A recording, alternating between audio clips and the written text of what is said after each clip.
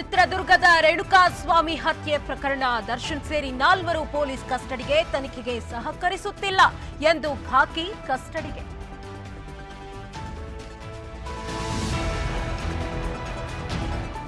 ಚಿತ್ರದುರ್ಗದ ರೇಣುಕಾಸ್ವಾಮಿ ಹತ್ಯೆ ಪ್ರಕರಣ 10 ಆರೋಪಿಗಳಿಗೆ 14 ದಿನ ನ್ಯಾಯಾಂಗ ಬಂಧನ. ಪವಿತ್ರ ಸೇರಿ 10 ಆರೋಪಿಗಳು ಜೈಲಿಗೆ.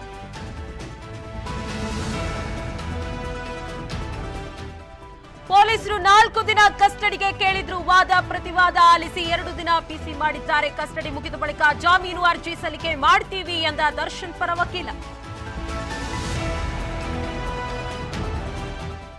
ಸಂಪುಟ ಸಭೆಯಲ್ಲೂ ದರ್ಶನ್ ಗ್ಯಾಂಗ್ ಸದ್ದು. ಇಂತಹ ಕ್ರೂರತನ ನೋಡಿಯೇ ಇಲ್ಲ.